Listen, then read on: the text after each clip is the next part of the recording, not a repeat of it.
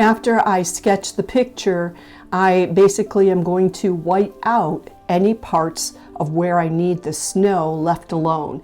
And I used a pen masking applicator for this, and this worked out really wonderful. I used it for the branches and for bits of the snow that's on the ribbon and the little tiny wreath. So just sketch that out. Don't worry about it being perfect. We're here to enjoy painting, aren't we?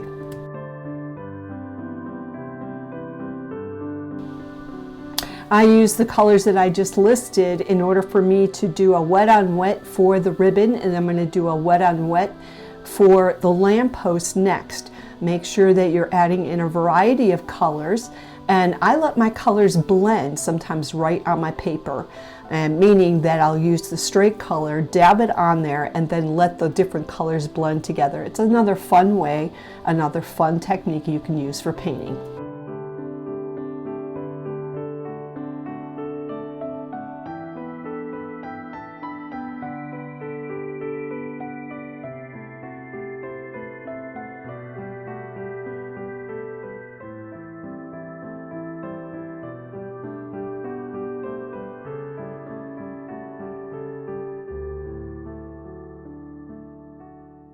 While the lamppost dries, I'm going to go ahead and add in this wreath, and I'm just using a mixture of the colors I've listed for you, so that way I can have light and dark and let it blend in a little bit. My paper is not super wet. This is wet on wet, but it's not super wet. That means it's not shiny, and what happens with that is the paint doesn't spread too fast. So when I paint in those nice dark leaves in the background, they're going to stay there. The whole wreath is not going to suddenly turn black just because I'm adding in a dark green in there.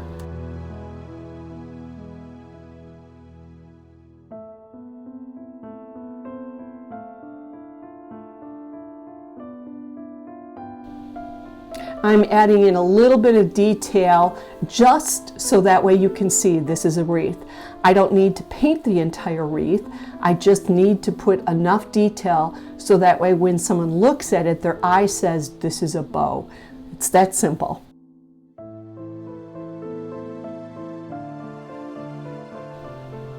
To paint these spiky leaves, I used dry paper, and I used my paintbrush, which barely has any water in it, only enough for me to help pick up some of the sap green, hooker's green.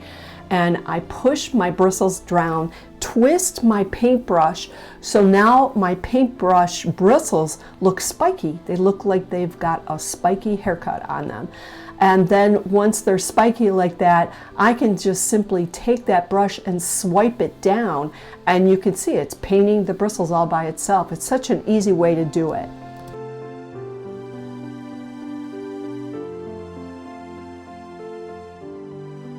Wet down the sky area, and then you're going to take a little bit of phthalo blue, and you're simply going to start to splatter that.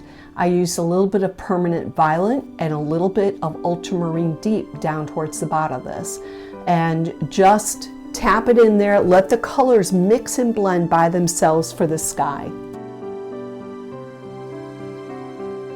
This tree is very loose. I wet it down really well. You can see there's shine on my paper, and I added in a little bit of marine blue with the hooker's green. And then I used a little bit of neutral with hooker's green to add in for the very, very dark. And you can see I'm just letting that blend. I don't need to paint all of the bristles. I already added a little bit of detail, and we still have snow to go on these branches. So keep it really simple.